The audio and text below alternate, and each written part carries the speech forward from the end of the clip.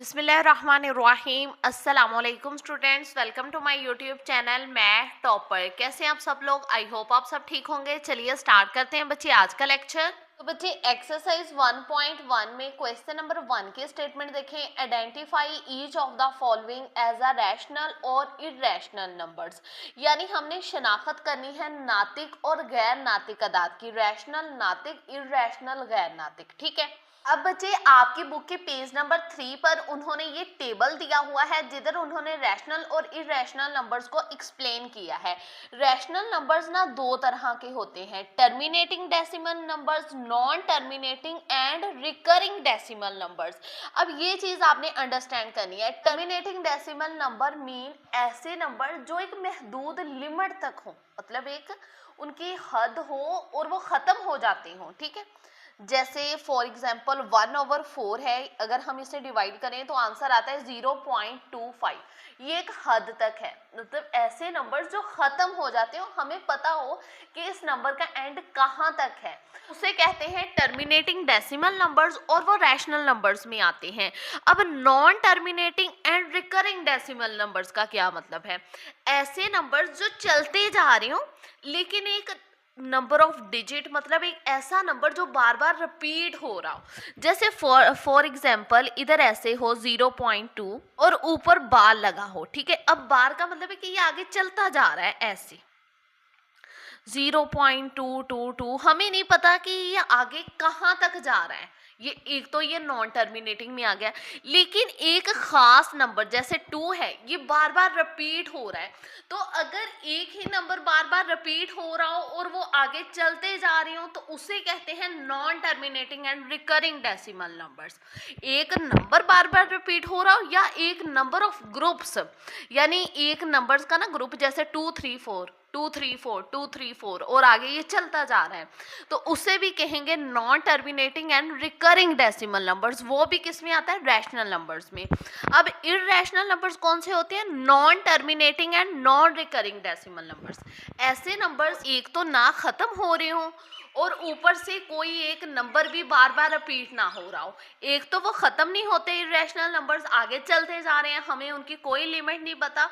और दूसरा ये कि नंबर ऑफ ग्रुप्स या नंबर ऑफ डिजिट, कि एक नंबर वहां पर बार बार रिपीट नहीं हो रहा। ठीक है।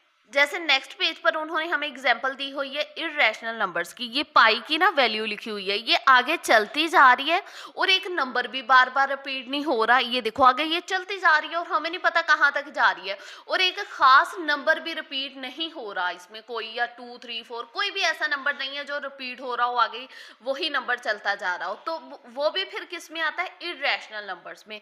अगर रैशनल नंबर्स हो उसमें ऐसे, जैसे उन्होंने कहा 4 रिपीट्स के 4 ही बार बार रिपीट हो रहा है, तो फिर वो रैशनल नंबर्स में आ जाता है। अगर चलते तो जा रहे हो लेकिन अगर नंबर एक रिपीट हो रहा हो ना, तो फिर वो रैशनल नंबर्स में आता है। अगर नंबर भी रिपीट ना हो रहा हो और आगे वो चलते जा रहे हो तो फिर वो इरेशनल नंबर्स में आता है। अब देखो बेटा, यहाँ पर है 2.353535। अब अगर आप गौर करो, एक तो इसकी लिमिट है कि ये खत्म हो रहा है। ठीक है। मतलब ये टर्मिनेटिंग नंबर है ना, ये खत्म हो रहा है, इसके आगे डॉट्स नहीं लगे हुए, इसका मतलब कि ये आगे चल नहीं रहा, एक हद तक ही ये खत्म हो रहा है। तो फिर इसे कौन सा नंबर कहेंगे? रैशनल नंबर, क्योंकि ये खत्म हो रहा है। तो इधर हमने लिख देना है रैशनल नंबर, क्योंकि इसकी लिमिट है, ये खत्म हो रहा है। ठीक है। अब इसके बाद इसका पार्ट 2 देखो, 0.66 के ऊपर बार लगा हुआ है। इसका क्या मतलब है कि पॉइंट के बाद 6 बार बार रिपीट हो रहा है और आगे ये चलता जा रहा है। अब एक नंबर बार बार रिपीट हो रहा है, इसलिए ये भी किस में आता है? रैशनल नंबर में, क्योंकि ये आगे चल तो रहा है लेकिन एक नंबर बार बार रिपीट हो रहा है। अगर एक खास नंबर बार बार रिपीट हो रहा हो तो वो भी फिर रैशनल नंबर में ही आता है। ठीक है। अब यहाँ पर देखो 2.23667 और आगे ये चलता जा रहा है। डॉट्स का यही मतलब है ना कि आगे ये चलते जा रहे हैं। अब एक तो ये नॉन टर्मिनेटिंग नंबर है, मतलब इसकी हद नहीं है, और एक ये नॉन रिकरिंग डेसिमल नंबर्स है, मतलब कोई ऐसा नंबर ऑफ डिजिट नहीं है जो बार बार रिपीट हो रहा हो, डिफरेंट नंबर आ रही हैं इसमें। तो फिर ये कौन सा होगा, इरेशनल, क्योंकि ये नॉन टर्मिनेटिंग भी है और एक ये नॉन रिकरिंग डेसिमल नंबर्स भी है। मतलब ऐसे नंबर नहीं है कि ये बार बार यही नंबर्स रिपीट हो रहे हो, डिफरेंट नंबर आ रहे हैं पॉइंट के बाद, ठीक है। अब यहाँ पर देखो √7, स्क्वायर रूट 7। अब यहाँ पर देखो √7, तो अगर हम अपने कैलकुलेटर पर √7 लें, ऐसे आंसर आ रहा है। ये आगे चलते जा रहे हैं, हमें इसकी लिमिट नहीं पता और डिफरेंट नंबर आगे चल रहे हैं, मतलब एक जैसे डिजिट सेम नहीं है बल्कि डिफरेंट नंबर्स आगे चल रहे हैं। तो फिर ये भी किस में आ रहा है, इरेशनल नंबर्स में। अब बच्चे ई की वैल्यू ना आपकी बुक के पेज नंबर 4 पर बताई हुई है, ये देखो ई = 2.718 और आगे ये चलती जा रही है। एक तो नॉन टर्मिनेटिंग हो गई और दूसरा नॉन रिकरिंग डेसिमल नंबर्स हो गए, कि कोई ऐसा नंबर नहीं है जो बार बार रिपीट हो रहा हो बल्कि डिफरेंट डिजिट आ रही हैं। तो इसलिए फिर ये कौन से नंबर हुए, इरेशनल नंबर्स। अब सेम पाई की भी 3.14 आ गई, इसकी वैल्यू चलती जा रही है, ठीक है, हमें नहीं पता कहाँ एंड है और ये भी एक इरेशनल नंबर है, ठीक है। अब इसके बाद देखो 5 + √11। अब अगर हम √11 लें तो इसका भी सेम यही आता है कि non terminating and non recurring decimal number आगे चलते जा रही है और कोई भी मतलब ऐसा नंबर ऑफ डिजिट नहीं है जो बार बार रिपीट हो रहा हो, इसलिए ये भी किस कैटेगरी में फिर आएगा, इरेशनल नंबर में। इसका नेक्स्ट पार्ट देखो √3 + √13। अब अगर हम √3 लें, ये भी non terminating and non recurring decimal numbers, ऐसे ही √13 का भी सेम यही आएगा, ठीक है। तो इसलिए ये भी फिर आएगा इरेशनल नंबर्स में, क्योंकि ये भी non terminating and non recurring decimal number. अब यहाँ पर देखो 15/4, तो बेटा अगर हम 15 को डिवाइड करें 4 पर तो ऐसे आंसर आता है 3.75। अब ये नंबर देखो ये टर्मिनेटिंग है, मतलब एक हद तक ये खत्म हो रहा है, तो ये फिर कौन सी कैटेगरी में आएगा, रैशनल नंबर में। क्यों आएगा, क्योंकि ये एक लिमिट है इसकी, फिर ये खत्म हो रहा है, मतलब ये ऐसा नहीं है कि आगे चलता जा रहा है, ठीक है, एक हद तक ये खत्म हो रहा है, इसलिए ये रैशनल नंबर में आ गया। अब ये वाला जो क्वेश्चन है ना, ये सॉल्व करने वाला है। देखो एक रकम माइनस में है, एक रकम प्लस में, तो आप लोग जानते हो फिर कौन सा फॉर्मूला लगेगा, a² - b² equal a - b, a + b। अब फॉर्मूला ओपन है, एक रकम माइनस में है, एक रकम प्लस में है, हमने फॉर्मूला को क्लोज करना है a² - b² की शक्ल में। अब a का स्केल लेंगे यानी 2 का स्केल, माइनस b का स्केल लेंगे यानी √2 का स्केल। अब यहाँ पर 2 का स्केल लेंगे 4। अब देखो अंडर स्केल से कट गया, इधर हमारे पास 2 आ गया। अब 4 में से अगर हम 2 माइनस करेंगे तो हमारे पास आ जाएगा 2। सिंपली आंसर हमारे पास 2 आ गया। अब 2 जो है ये है एक रैशनल नंबर, ठीक है बेटा। ऐसे आपने ये क्वेश्चन सॉल्व कर कर फिर इसका बताना है कि ये रैशनल नंबर है या इरेशनल नंबर्स है। अब बच्चे कुछ बुक्स में इसका आंसर इरेशनल है, जो कि रॉन्ग आंसर है, इसका आंसर रैशनल नंबर ही आता है, ठीक है स्टूडेंट्स। ठीक है स्टूडेंट्स, अब हम सॉल्व करते हैं इसका नेक्स्ट क्वेश्चन। तो जी स्टूडेंट्स, अब क्वेश्चन नंबर 2 की स्टेटमेंट देखें, represent the following number on number line, ठीक है। इसका पार्ट 1 देखें √2। हमने √2 को ना नंबर लाइन पर रिप्रेजेंट करना है। हमने क्या करना है, अपने स्केल की मदद से एक लाइन ड्रॉ कर ली, ये देखो स्केल की मदद से एक लाइन ड्रॉ कर ली, फिर हमने 2 सेंटीमीटर के डिस्टेंस से ऐसे लाइंस लगाते जाना है। ये देखो पहले मैंने 0 पर, फिर 2 पर, फिर 4, फिर 6, फिर 8, फिर 10 और फिर 12, ऐसे 2 सेंटीमीटर के फासले से ऐसे लाइंस लगा ली। हमने 0 का नाम दे देना है, इस साइड प्लस वाले नंबर्स, इस साइड माइनस वाले, ये देखो 1 2 3, और इस साइड -1 -2 -3। अब अगर हम अपने कैलकुलेटर पर √2 लेना तो हमारे पास ऐसे आता है 1.414, ठीक है। ये देखो 1.414, यानी ये 1 से आगे ना कहीं भी यहाँ पर लाई करता होगा, ठीक है, जो √2 है। अब ना हमने एक रफ पेज पे आ जाना है और हमने एक राइट एंगल ट्राइंगल बना लेनी है, ये देखो। अब बच्चे रफ पेज पर एक राइट एंगल ट्राइंगल बना ली, इसे कहते हैं हाइपोटेनियस, इससे कहते हैं बेस, और इसे कहते हैं परपेंडिकुलर। ठीक है, इतना शॉर्ट फॉर्म ही इसकी लिख लेते हैं। अब हमने अपनी बेस और परपेंडिकुलर ऐसे लेनी है कि हमारे पास हाइपोटेनियस जो है ना वो √2 आ जाए। तो अगर हम अपनी बेस भी 1 रखें और परपेंडिकुलर भी 1 रखें, बच्चे आप लोग पाइथागोरस थ्योरम तो जानते ही हो, जो कि है हाइपोटेनियस का स्क्वायर इक्वल बेस का स्क्वायर प्लस परपेंडिकुलर का स्क्वायर। अब हाइपोटेनियस को हम यहाँ पर ए बी सी ऐसे नाम दे देते हैं। हाइपोटेनियस है हमारी ए सी, तो इसका स्क्वायर, बेस है हमारी ए बी, इसका स्क्वायर, प्लस परपेंडिकुलर है हमारा बी सी, इसका स्क्वायर। ठीक है, अब यहाँ पर देखो ए सी हमने मालूम करना है, तो इसे हम वैसे ही लिखा रहने देंगे। अब ए बी हमने 1 रखा है तो 1 का स्क्वायर, प्लस बी सी भी 1 रखा है तो 1 का स्क्वायर। अब 1 का स्क्वायर लेंगे 1 ही आएगा। अब 1 में 1 प्लस करेंगे 2। अब यहाँ पर ए सी का होल स्क्वायर है, हमने स्क्वायर खत्म करना है। स्क्वायर खत्म करने के लिए हम अंडर रूट ले लेंगे। ये देखो, ये स्क्वायर स्क्वायर से कट गया, तो इधर हमारे पास 2 के ऊपर अंडर रूट वैसे का वैसे ही आ गया। अब ये वाला आ गया ना हमारे पास √2। अब ऐसे ही हमने √2 को इस नंबर लाइन पर जाहिर करने के लिए ना इधर एक रेक्टेंगल ड्रॉ करनी है। हमने क्या करना है, ये देखो 0 से 1 तक एक लाइन लगा लेनी है। ये लाइन के ऊपर ही थोड़ा सा ना इसे डार्क कर देना ताकि ये वाज़िया नजर आ जाए। ठीक है, ये देखो, फिर हमने यहाँ से ऊपर 2 सेंटीमीटर के फासले से ऐसे लाइंस लगा लेनी है, ऐसे। ठीक है, अब हमने इस लाइन को इस पॉइंट के साथ मिला देना है। ये बेसिकली हमारा 0 है ना, तो इधर हमने इसे नाम दे देना है O का। ये हो गया हमारा A और ये हो गया हमारा B पॉइंट। अब हमने क्या करना है, अपनी ना ये ले लेनी है कंपास। इसे हमने O से A तक खोल लेना है। ये देखो, अपनी कंपास को O से A तक खोल लिया। अब O से A तक खोल के ना आपने ऐसे ऐसे कॉस लगा देनी है, ऐसे। ठीक है, अब जिधर ये कॉस ने इस लाइन को कट किया ना, यही हमारा √2 है, यही हमारा रिक्वायर्ड पॉइंट है। तो इधर है हमारे पास इसका √2। ठीक है, यही हमारा रिक्वायर्ड पॉइंट है। अब हम सॉल्व करते हैं अपना नेक्स्ट पार्ट। तो जी स्टूडेंट्स, अब हमारा नेक्स्ट पार्ट है √3। अब √3 के लिए भी जैसे हमने प्रीवियस क्वेश्चन में लाइन ड्रॉ की थी वैसे ही मैंने की है। ये देखो, हमने स्केल की मदद से ऐसे एक लाइन ड्रॉ कर ली और फिर हमने 2-2 सेंटीमीटर के फासले से ये लाइंस ड्रॉ कर ली। इसे 0 इस साइड प्लस वाले नंबर्स, इस साइड माइनस वाले नंबर्स। ठीक है, अब बच्चे √3 बनाने के लिए ना पहले हमें √2 ड्रॉ करना पड़ेगा। ये देखो, ये जैसे हमने प्रीवियस पार्ट में किया था ना, बिल्कुल हम ऐसे ही यहाँ पर √2 पहले ड्रॉ कर देंगे। 0 से 1 तक हम ऐसे डार्क कर लेंगे। हम क्या करेंगे, इधर भी हम 2 सेंटीमीटर के फासले से 2 सेंटीमीटर के डिस्टेंस से ऐसे लाइंस लगा लेंगे। ठीक है, ये 2 सेंटीमीटर के डिस्टेंस से लाइन लग गई। अब हम इस पॉइंट को O से मिला देंगे।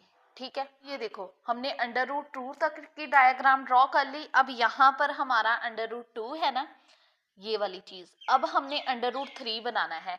हम यही अपना पाइथागोरस थ्योरम देखेंगे। ये देखो, ये हमारी डायग्राम थी ना, तो हाइपोटेनियस हमारा क्या आया था, √2। ये हमारा √2 है, इसे हम बेस कह लेंगे। ये वाली लाइन को परपेंडिकुलर, ये फर्ज कर लेते हैं हम 1। ठीक है, और इस लाइन को हम हाइपोटेनियस, ये हमारी बेस। तो अब हाइपोटेनियस का स्क्वायर इक्वल बेस का स्क्वायर प्लस परपेंडिकुलर का स्क्वायर। ये काम आपने ना रफ में करना है। अब हाइपोटेनियस हमने मालूम करना है। अब बेस है हमारी √2, इसका स्क्वायर प्लस परपेंडिकुलर है हमारा 1, इसका स्क्वायर। अब ये देखो, √ स्क्वायर से कट गया, इधर हमारे पास 2 + 1। अब 2 में 1 प्लस करेंगे 3 आ जाएगा। अब हाइपोटेनियस का स्क्वायर हमारे पास 3 आ गया। अब स्क्वायर हमने खत्म करना है, स्क्वायर खत्म करने के लिए हम √ ले लेंगे। तो यहाँ पर स्क्वायर रूट से कट गया और इधर 3 के ऊपर √ आ गया। ठीक है, अब हमने बेटा क्या करना है, अपनी प्रोटेक्टर को ना यहाँ पर सेट कर लेना इस लाइन के ऊपर। ये देखो, ये 0 लाइन पर अपनी प्रोटेक्टर सेट कर ली और इधर 90 डिग्री के एंगल पर यहाँ पर आपने एक डॉट लगा देना है, ऐसे। ठीक है, अब आपने अपना स्केल ले लेना है और इधर ऐसे ना 2 सेंटीमीटर की एक लाइन ड्रॉ कर देनी है, ऐसे। ठीक है, अब आपने इस लाइन को O से मिला देना है, ऐसे। ठीक है बेटा। अब आपने अपनी प्रकार को ना ओ से ए तक खोल लेना है, इसे ओ का नाम दे देते हैं, इससे ए का। अब अपनी प्रकार को ओ से ए तक खोल लेना है ऐसे, ठीक है। अब यहां से आपने ना कॉस लगाना शुरू हो जाना है।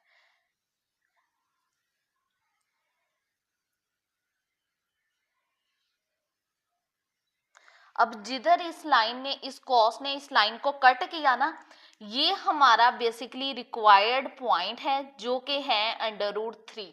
ठीक है स्टूडेंट्स, ये हमने इसे भी रिप्रेजेंट कर दिया नंबर लाइन पर। अब हम सॉल्व करते हैं अपना नेक्स्ट पार्ट। जी स्टूडेंट्स, अब इसका पार्ट 3 है 4/1/3। ये 4 का मतलब होता है 4 पूरा, यानी 4 होल, कि 4 पूरा है, फिर आगे हमने जाना है 1/3। अब यहाँ पर हमने एक लाइन लगा ली, फिर वैसे ही जैसे प्रीवियस क्वेश्चन में कर रहे थे 2-2 सेंटीमीटर के फासले से ऐसे लाइंस लगा ली। इससे 0 का इस साइड जमा वाले नंबर्स, इस साइड माइनस वाले नंबर्स, ठीक है।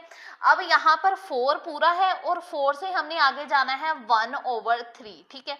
अब 4 से हमने आगे जाना है 1/3। अब नीचे 3 है ना, तो हमने 4 और 5 को हमेशा एक लाइन कम लगानी है। अब नीचे 3 है ना, तो हमने 4 और 5 के दरमियान 2 लाइंस लगानी है ऐसे। अंदाजे से ही ना हम 4 और 5 के दरमियान 2 लाइंस लगा देंगे, ठीक है। इस तरह हमने इसे 3 इक्वल पार्ट्स में कन्वर्ट कर दिया। ये देखो 4 से इधर से लेकर इधर तक 1, इधर तक 2, इधर तक 3, अंदाजे से ही हमने लगानी है। अगर नीचे 3 होगा ना तो आपने एक लाइन कम लगानी है, 2 लगानी है। अगर नीचे 4 होता तो हमने 3 लगानी है। अब ऊपर 1 है तो हमने 4 से एक लाइन आगे जाना है। ये देखो 4 से 1, इस लाइन को हमने ऐसे बड़ा कर देना है और यही हमारा रिक्वायर्ड पॉइंट है। इधर ही है हमारा 4/1/3, ठीक है। अब इसका नेक्स्ट पार्ट देखो -2/1/7। अब यहाँ पर भी हमने एक ऐसे लाइंस लगा ली। ये देखो 2-2 सेंटीमीटर के फासले से हमने ऐसे लाइंस लगा ली, इस साइड जमा वाले नंबर्स, इस साइड माइनस वाले। अब हमने क्या नंबर लाइन पर रिप्रेजेंट करना है, -2/1/7। तो -2 ये वाला। अब इससे हमने आगे जाना है, मतलब 7, -2/1/7। तो हमने यहाँ पर 7 है ना, तो हमने -2 से इधर तक ना 6 लाइंस लगा लेनी है। एक लाइन ऐसे कम लगानी है। ये देखो 1 2 3 4 5 6, ऐसे हमने 6 लाइंस लगा ली -2 और -3 के दरमियान। अब ऊपर 1 है तो -2 से एक लाइन आगे जाएंगे। ये देखो यहाँ पर, तो यहाँ पर फिर है हमारा -2/1/7। नीचे 7 था ना, इसलिए हमने 6 लाइंस लगाई, एक लाइन कम लगाई, लेकिन ये अंदाजे से ही लगानी है लाइंस, ठीक है। अब हम सॉल्व करते हैं अपना नेक्स्ट पार्ट। अब बच्चे इसका पार्ट 5 देखो 5/8। यहाँ पर भी हमने स्केल की मदद से एक लाइन ड्रॉ कर ली, फिर हम 2-2 सेंटीमीटर के फासले से ऐसे लाइंस लगाते जाए, इस साइड प्लस वाले नंबर्स, इस साइड माइनस वाले नंबर। अब अगर हम 5/8 करें, अब अगर हम 5/8 करते हैं ना अपने कैलकुलेटर पर, तो ऐसे आता है 0.625, यानी यहाँ से हमने 0 से इधर कहीं होगा, ठीक है। अब हमने क्या करना है, 0 से और 1 के दरमियान ना इधर 7 लाइन लगानी है। ये नीचे 8 है ना, तो हमने एक लाइन, अब 0 और 1 के दरमियान यहीं कहीं है 0.625, ये इधर हम लिख भी लेते हैं, ठीक है। तो हम अगर अब नीचे 8 लिखा हुआ है ना, तो हमने 0 और 1 के दरमियान 7 लाइंस लगानी है, एक लाइन कम लगानी है। अब नीचे 8 लिखा हुआ है ना, तो हमने 0 और 1 के दरमियान ना 7 लाइंस लगा लेनी है, एक लाइन ऐसे कम लगानी है ऐसे। 3 4 5 6 7। अब ऊपर 5 है तो हमने 5 लाइंस आगे जाना है। ये देखो 1 2 3 4 5, यहाँ पर 5 है ना, तो इस लाइन को हमने बड़ा कर देना है और इधर हमने रिप्रेजेंट कर देना है 5/8। यही है हमारा 0.625, ठीक है स्टूडेंट्स। अब इसका नेक्स्ट पार्ट देखो 2/3/4। अब यहाँ पर भी हमने अपने स्केल की मदद से ऐसे लाइंस लगा ली, फिर 2-2 सेंटीमीटर के फासले से ये लाइंस लगाते गए, साइड प्लस वाले नंबर्स, इस साइड माइनस वाले। अब क्या रिप्रेजेंट करना है, 2/3/4, ये हमने 2 से आगे जाना है। अब नीचे 4 है तो हमने हमेशा एक लाइन कम लगानी होती है, तो हम कितनी लाइंस लगाएंगे, 3 लाइंस लगाएंगे ऐसे, ठीक है, 2 और 3 के दरमियान। अब ऊपर 3 है तो ये जो 3 नंबर वाली लाइन है इसे हम बड़ा कर देंगे और यहाँ पर लिख देंगे 2/3/4, ठीक है। ये इसे ही हमने इधर रिप्रेजेंट करना था, ठीक है स्टूडेंट्स। अब हम सॉल्व करते हैं अपना नेक्स्ट क्वेश्चन। जी स्टूडेंट्स, अब क्वेश्चन नंबर 3 की स्टेटमेंट देखें। Express the following following as a rational number p over q where p and q are integers and q not equal to 0। ठीक है, हमने अपने आंसर को ना p over q की शक्ल में रिप्रेजेंट करना है।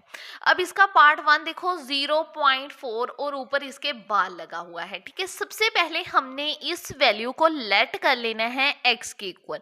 यहाँ पर हमने लिख लेना है लेट x इक्वल 0.4 बार।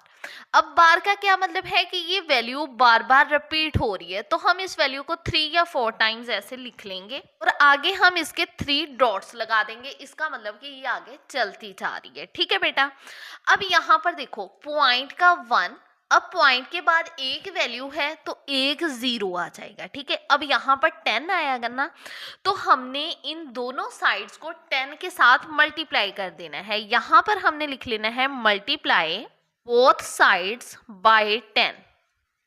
ठीक है, इसे आपने ना इक्वेशन नंबर 1 का नाम दे देना है। पॉइंट का 1 लगाया, पॉइंट के बाद एक वैल्यू थी, एक 0 आ गया तो 10 बन गया, इसलिए हमने दोनों साइड्स को 10 के साथ मल्टीप्लाई कर देना है।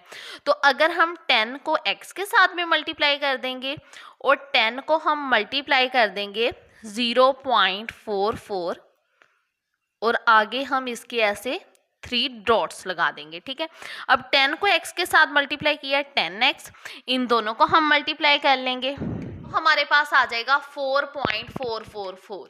तो यहाँ पर आ गया हमारे पास 4.444 और आगे हम इसके भी 3 डॉट्स लगा देंगे और इसे हमने नाम दे देना है इक्वेशन नंबर 2 का। बेटा जो हमारे पास दोनों इक्वेशंस आ गई ना, इन्हें हमने माइनस कर देना है। यहाँ पर हमने लिख देना है subtracting equation 1 from equation 2। Equation 2 10x, इसे हमने माइनस कर देना है x के। ठीक है, और 4.444 इसे हमने माइनस कर देना है 0.444 से, ऐसे। ठीक है, अब 10x में से अगर हम x माइनस करें, ये देखो इस x के साथ कोई वैल्यू नहीं है ना, इसका मतलब 1 तो हो गई। 10 में से 1 माइनस करेंगे 9 और साथ में x भी आ जाएगा, तो इधर हमारे पास 9x आ गया। और अगर हम इन दोनों को माइनस करें, तो हमारे पास ऐसे आ जाता है 3.996। ठीक है, ऐसे आया ना हमारे पास 3.996। अब देखो बेटा, ये जो 3 के बाद वैल्यू है 9, ये 5 से बड़ी है ना, 5 या 5 से बड़ा हो तो आप लोग जानते हो हम साथ वाले नंबर में 1 प्लस कर देते हैं। तो 3 में अगर हम 1 प्लस करेंगे हमारे पास आ जाएगा 4। अब x इक्वल 4, अब ये वाला जो 9 है इधर x के साथ मल्टीप्लाई हो रहा है, इस साइड ले आएंगे तो इधर आके ये डिवाइड हो जाएगा। ये आ गया हमारे पास इसका आंसर। सेम ऐसे ही हमने p ओवर q की शक्ल में ना इसे रिप्रेजेंट करना था। अब हम सॉल्व करते हैं अपना नेक्स्ट पार्ट। अब बच्चे इसका पार्ट 2 देखो 0.37 और ऊपर बार, ये भी सेम यही मेथड है। हमने इस वैल्यू को लेट कर लेना है x के इक्वल, लेट x इक्वल 0.37 और ऊपर ऐसे बार लगा देना है, x इक्वल 0.37। अब बार का क्या मतलब है कि 3737 बार बार रिपीट हो रहा है, तो हमने 37 को 3 या 4 टाइम्स ऐसे लिख लेना है और आगे ऐसे 3 डॉट्स लगा देने हैं। इसका मतलब ये आगे चलते जा रहे हैं। इसे हमने नाम दे देना है इक्वेशन नंबर 1 का। अब यहाँ पर बेटा देखो पॉइंट का 1, पॉइंट के बाद 2 वैल्यूज तो 2 0। अब यहाँ पर 100 आ गया ना हमारे पास। अब हमने यहाँ पर लिख देना है मल्टीप्लाई बोथ साइड्स बाय 100। 100 को हमने x के साथ में मल्टीप्लाई कर देना है और 100 को हमने मल्टीप्लाई कर देना है 0.3737 के साथ भी और आगे इसके 3 डॉट्स। अब 100 को x के साथ मल्टीप्लाई करेंगे 100x ही आ जाएगा।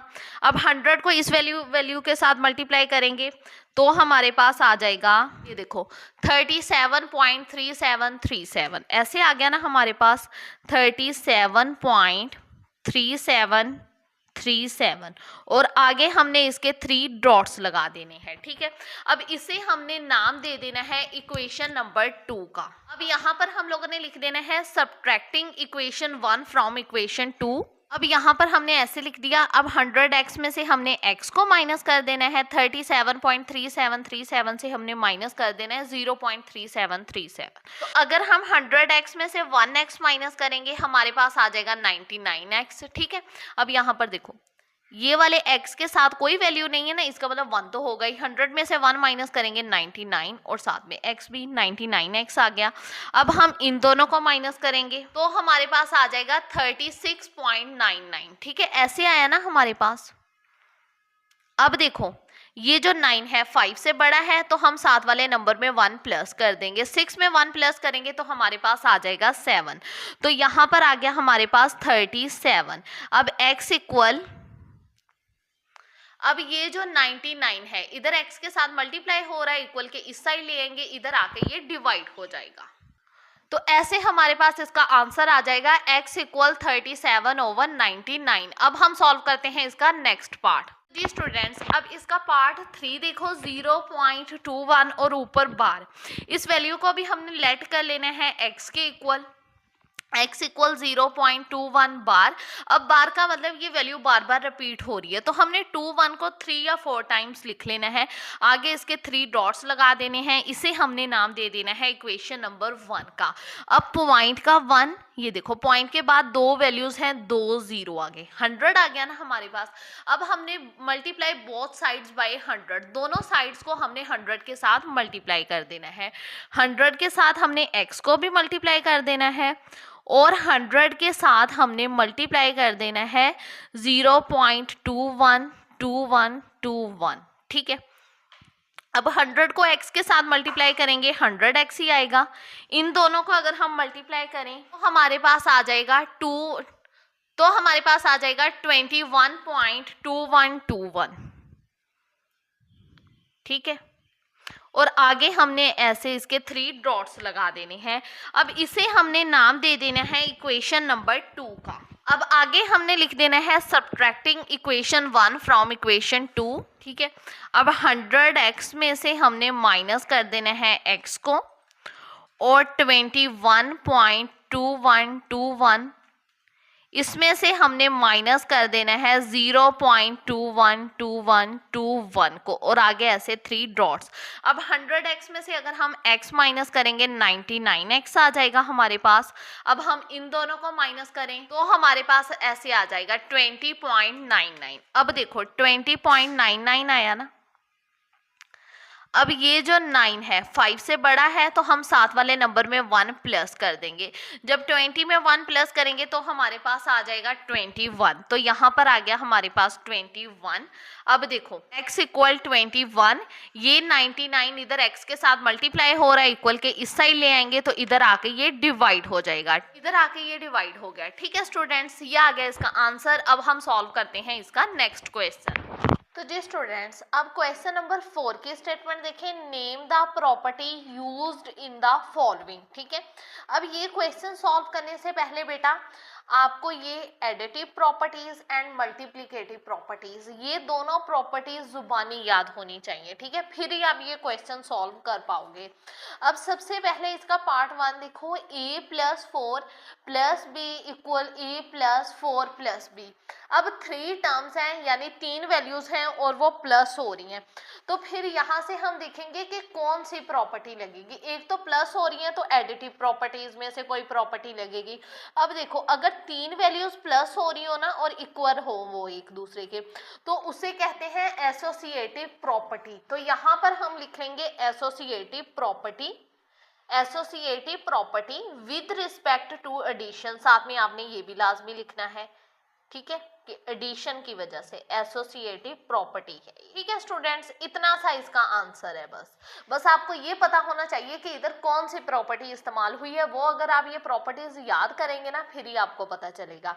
इसके बाद अगला है √2 + √3 इक्वल √3 + √2। अब 2 टर्म्स हैं, दोनों टर्म्स प्लस हो रही हैं और एक दूसरे के इक्वल हैं, तो फिर उसे कहेंगे commutative property with respect to addition. यहां पर भी हम लिख देंगे ऐसे, commutative property with respect to addition. ठीक है स्टूडेंट्स, अब यहाँ पर इसका पार्ट 3 देखो, x माइनस एक्स इक्वल 0। अब x माइनस एक्स अगर इक्वल 0 होना, ये देखो फिर उसे कहेंगे एडिटिव इनवर्स प्रॉपर्टी। ये देखो a plus minus A equal minus A plus A equal 0। अब यहाँ पर अगर हम ऐसे लिखें x प्लस माइनस एक्स, अब x plus minus minus x, अब अगर हम x में से x माइनस करेंगे तो 0 ही आएगा ना। तो फिर सेम यहाँ पर भी ऐसे ही है, x माइनस एक्स इक्वल 0। तो ये फिर कौन सी प्रॉपर्टी हुई, additive inverse property, additive inverse. ठीक है स्टूडेंट्स, ऐसे आप लोगों ने इधर लिख देना है। अब इसके बाद इसका अगला पार्ट है a ब्रैकेट b प्लस सी, ठीक है, equal A B plus A सी। अब ना यहाँ पर कोई साइन नहीं है, इसका मतलब ये मल्टीप्लाई हो रहे हैं। अब इससे आप ये अंदाजा लगा लें कि इधर मल्टीप्लिकेशन की कोई प्रॉपर्टी यूज हो सकती है। तो इधर कौन सी प्रॉपर्टी यूज होगी, ये देखो ये वाली distributive properties, A B plus C equal A B plus A C is called left distributive property of multiplication over addition. अब यहाँ पर भी ऐसे ही है ना, A B plus C equal A B plus A C. तो यहाँ पर हमने लिख देना है left distributive property of multiplication over addition. ठीक है, ऐसे आपने लिख देना है left distributive property of multiplication over addition.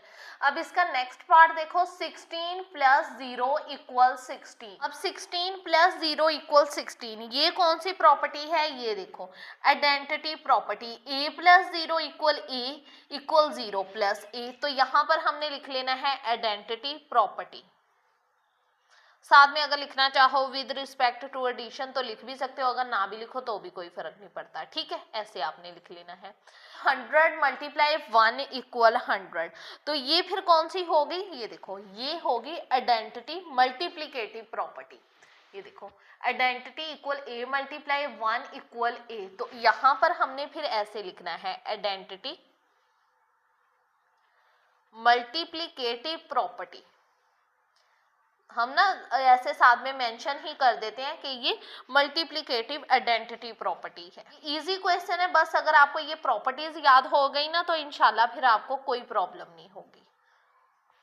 अब इसके बाद देखो, इसके बाद इसका नेक्स्ट पार्ट देखो, 4 multiply 5 multiply 8 equal 4 multiply 5 multiply 8। अब ये 3 टर्म्स हैं और ये मल्टीप्लाई हो रही हूँ। अब बच्चे इसका पार्ट 7 देखो, 4 multiply 5 multiply 8 equal 4 multiply 5 multiply 8। अब यहाँ पर 3 टर्म्स हैं और तीनों मल्टीप्लाई हो रही हूँ। तो यहाँ पर फिर कौन सी प्रॉपर्टी है, एसोसिएटिव। तो यहाँ पर हमने लिख देना है एसोसिएटिव प्रॉपर्टी अंडर मल्टीप्लिकेशन। ठीक है, ऐसे हम लिख देंगे। 3 टर्म्स है मल्टीप्लाई हो रही हैं तो आपने समझ जाना है कि ये है एसोसिएटिव प्रॉपर्टी अंडर मल्टीप्लिकेशन। ठीक है, अगर प्लस हो रही हो तो हमने लिख लेना है associative property over addition, associative property under multiplication. ठीक है स्टूडेंट्स, ऐसे हम लिख देंगे। अब यहाँ पर देखो ए बी इक्वल बी ए। अब अगर 2 टर्म्स हो यानी 2 वैल्यूज हो और वो मल्टीप्लाई हो रही हो तो उसे हम कहेंगे क्यूम्यूटेटिव प्रॉपर्टी अंडर मल्टीप्लिकेशन। ठीक है स्टूडेंट्स, ऐसे हम लोगों ने लिख देना है। बस ये प्रॉपर्टीज अच्छे से याद कर लें, फिर इंशाल्लाह आपको कोई प्रॉब्लम नहीं होगी। अब हम सॉल्व करते हैं अपना नेक्स्ट क्वेश्चन। तो जी स्टूडेंट्स, अब क्वेश्चन नंबर 5 की स्टेटमेंट देखिए, name the property used in the following. ठीक है, अब यहाँ पर ना ये देखो पार्ट 1 देखो, -3 लेस देन -1।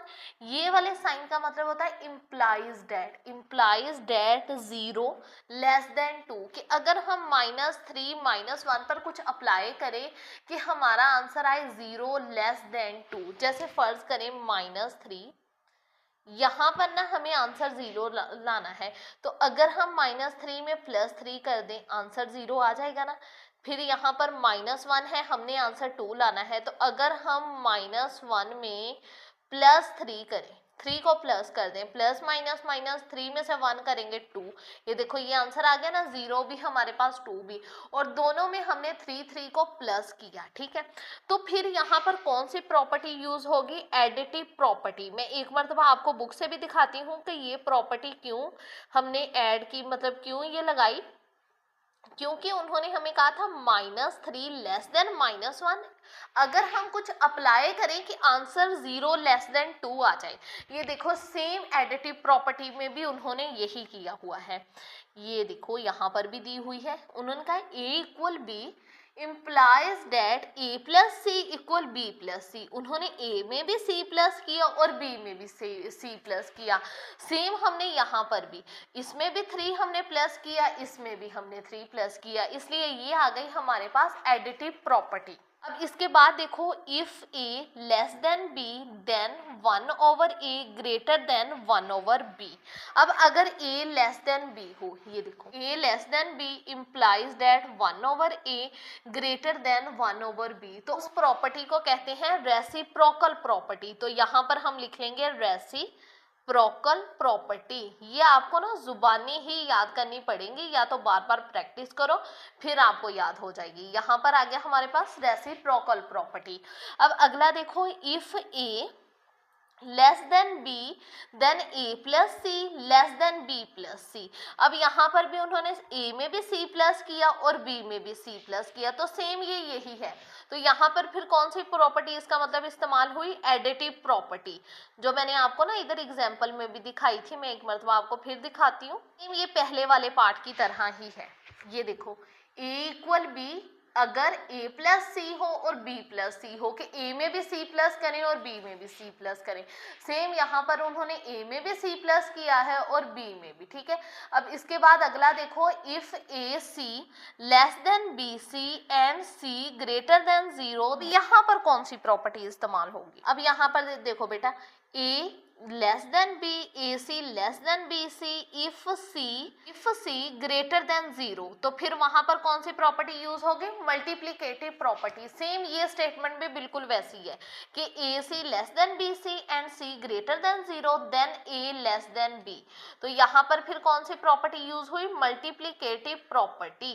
अगला पार्ट देखो, if A C less than B C and C less than 0 then A greater than B. अब ये वाला सेम यही है, बस यहाँ पर c लेस देन है और a जो है वो ग्रेटर देन है। तो ये भी जो प्रॉपर्टी है ये भी है मल्टीप्लिकेटिव प्रॉपर्टी, ठीक है स्टूडेंट्स। अब इसका अगला पार्ट देखो, a ग्रेटर देन b और a इक्वल b और a लेस देन b। अब यहाँ पर कौन सी प्रॉपर्टी यूज होगी, अगर a ग्रेटर देन b हो, a इक्वल b हो और a लेस देन b हो। ये देखो a greater than b, a equal b, a less then b, तो ये होती है ट्राइकोटमी प्रॉपर्टी। तो यहाँ पर फिर हम लिख देंगे ट्राइकोटमी प्रॉपर्टी, ठीक है स्टूडेंट्स। ऐसे हम लिख देंगे ट्राइकोटमी प्रॉपर्टी, ठीक है स्टूडेंट्स। ये आ गया इसका आंसर। अब हम सॉल्व करते हैं अपना next question. Students question number 6 की स्टेटमेंट देखें, इंसर्ट 2 रैशनल नंबर्स बिटवीन। इसका पार्ट 1 देखें, 1/3 एंड 1/5। इनके दरमियान में ना हमने 2 रैशनल नंबर्स फाइंड करने हैं, ठीक है। वो कैसे मालूम करेंगे, हमने क्या करना है, जो हमारे पास वैल्यू है ना उसे हमने प्लस कर लेना है, ऐसे 1/3 प्लस 1 ओवर, और फिर उसे 2 पर डिवाइड कर देना है। इन दोनों वैल्यूज को प्लस जो रकम में है, फिर उसे डिवाइड कर देना है 2 पर। अब यहाँ पर देखो 2 डिवाइड हो रहा है, इसे ऐसे डिवाइड के साइन के साथ लिख देंगे। अब यहाँ पर 4 और 3 है, तो अगर हम रफ में, ये काम आपने रफ में करना है, 4 और 3 का एलसीएम ले। ये देखो 2 2s are 4, 3 वैसे का वैसे ही आ जाएगा, 2 1s are 2, ठीक है। अब यहाँ पर देखो 3 1s are 3। अब ये जो साइड वाली वैल्यूज हैं इसे मल्टीप्लाई कर लेंगे, 3 2s are 6, 6 2s are 12। अब एलसीएम हमारे पास क्या आया, 12। एलसीएम 12 आया, एलसीएम को ऐसे नीचे लिख लेते हैं। अब एलसीएम जो होता है ना उसे हमने नीचे वाली रकम के साथ डिवाइड करना होता है। एलसीएम हमारा 12 और नीचे वाली वैल्यू क्या है, 3, इसे हम डिवाइड कर देंगे, 3 4s are 12, ठीक है। एलसीएम को नीचे वाली वैल्यू के साथ डिवाइड करना होता है, जो आंसर आए उसे ऊपर वाली के साथ मल्टीप्लाई। अब आंसर 4, अब हमने इसे ऊपर वाली वैल्यू के साथ मल्टीप्लाई कर देना है, तो ऐसे हो जाएगा 4 × 1 प्लस, अब यहाँ पर हमारा एलसीएम 12 और नीचे वाली वैल्यू क्या है, 4 3s are 12। क्या आंसर आया हमारे पास, 3। अब 3 को हमने ऊपर वाली वैल्यू के साथ मल्टीप्लाई करेंगे 1 के साथ, ठीक है। अब और प्लस 3 1 जार 3 ओवर 12। अब ये 2 के नीचे कोई वैल्यू नहीं है ना, इसका मतलब 1 तो हो गई, इसे हमने ऐसे इस शक्ल में लिख लेना है। यहाँ पर देखो, अगर हम 4 में 3 प्लस करें तो हमारे पास कितना आ जाएगा, 4 में 3 प्लस किया 7 ओवर 12, ये डिवाइड को मल्टीप्लाई में चेंज कर दिया, वैल्यू उलट गई, 1 ऊपर चला गया, 2 नीचे आ गया।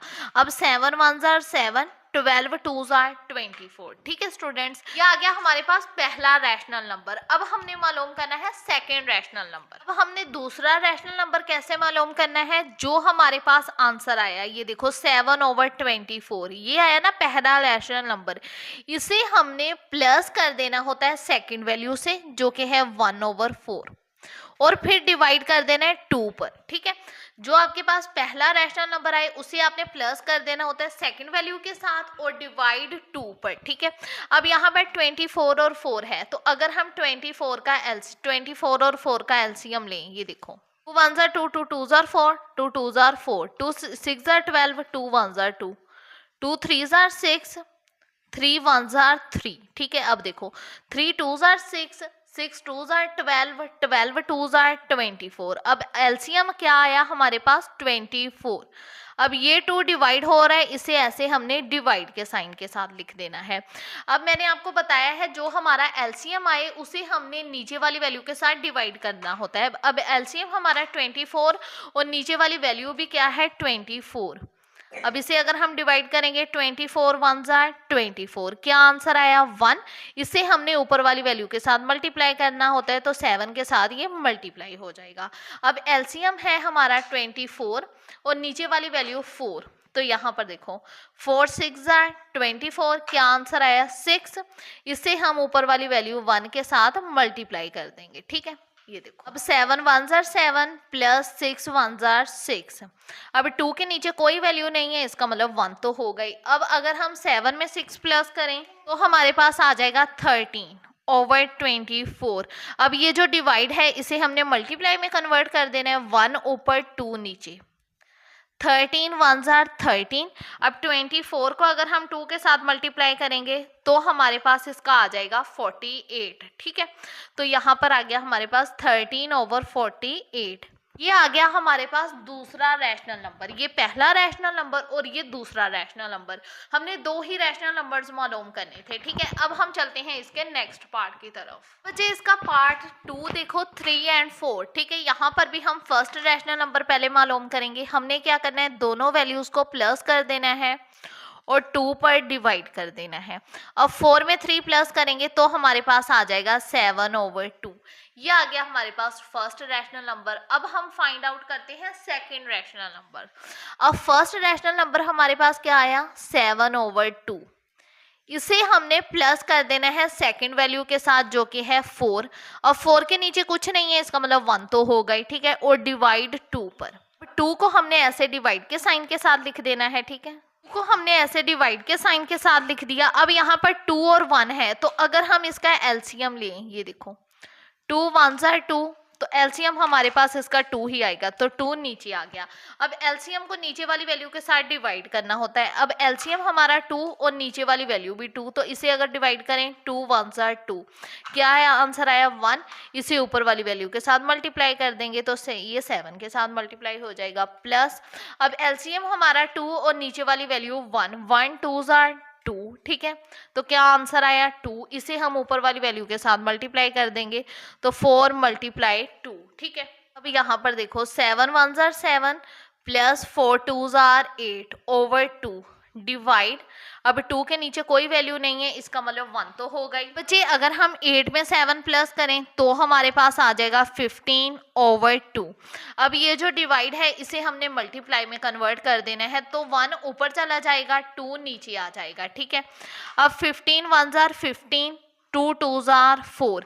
ये आ गया हमारे पास सेकंड रैशनल नंबर। पहला रैशनल नंबर हमारे पास क्या आया 7 ओवर 2 और सेकंड आया हमारे पास 15 ओवर 4। अगर आप चाहो ऐसे लिख भी सकते हो लास्ट में दोनों रैशनल नंबर्स। अब हम चलते हैं इसके नेक्स्ट पार्ट की तरफ। अब इसका पार्ट 3 देखो 3 ओवर 5 एंड 4 ओवर 5। ठीक है, तो यहाँ पर पहले अब फर्स्ट रैशनल नंबर मालूम करते हैं। दोनों को प्लस कर देना है वैल्यूज को और 2 पर डिवाइड कर देना है। अब यहाँ पर 5 5, अगर हम 5 5 का एलसीएम लेंगे इसका 5 ही आएगा, तो एलसीएम हमने इधर लिख लिया 5।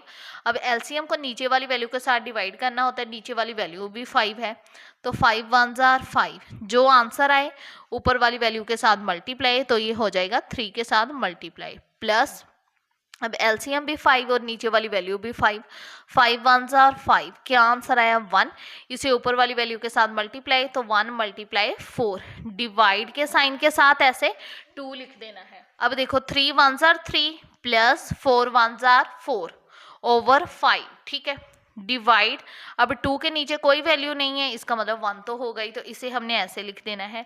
अब 4 में अगर हम 3 प्लस करें 7 ओवर 5, अब डिवाइड को मल्टीप्लाई में कन्वर्ट कर देना है, 1 ऊपर 2 नीचे। अब देखो 7 1 जार 7, 5 2 जार 10, ये आ गया हमारे पास पहला rational number, first rational number. अब हम मालूम करते हैं सेकेंड रैशनल नंबर। तो जी स्टूडेंट्स, अब देखें पहला रैशनल नंबर हमारे पास क्या है 7 ओवर 10, इसे प्लस कर देना है सेकंड वैल्यू के साथ और 2 पर डिवाइड। अब यहाँ पर 10 और 5 है, तो अगर हम 10 और 5 का एलसीएम लें, 5 2 जार 10, 5 1 जार 5, 2 1 जार 2, 1 वैसे का वैसे ही। अब 5 2 जार कितना होता है 10, एलसीएम आया 10, नीचे वाली वैल्यू भी 10, तो 10 को 10 पर डिवाइड करेंगे, 10 1 जार 10 ही आएगा, क्या आंसर आया 1, इसे ऊपर वाली वैल्यू के साथ मल्टीप्लाई, 7 के साथ मल्टीप्लाई हो जाएगा।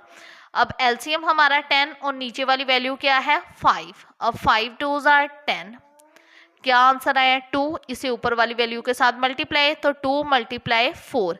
अब ये जो 2 डिवाइड हो रहा है इसे ऐसे हमने डिवाइड के साइन के साथ लिख देना है। अब 7 1 jar 7 plus 4 2 jar 8 over 10 divide 2, अब 2 के नीचे कुछ नहीं है, इसका मतलब 1 तो हो गई। अब अगर हम 7 में 8 प्लस करें तो हमारे पास आ जाएगा 15 ओवर 10। अब ये जो डिवाइड है इसे मल्टीप्लाई में कन्वर्ट कर देना है, 1 ऊपर 2 नीचे।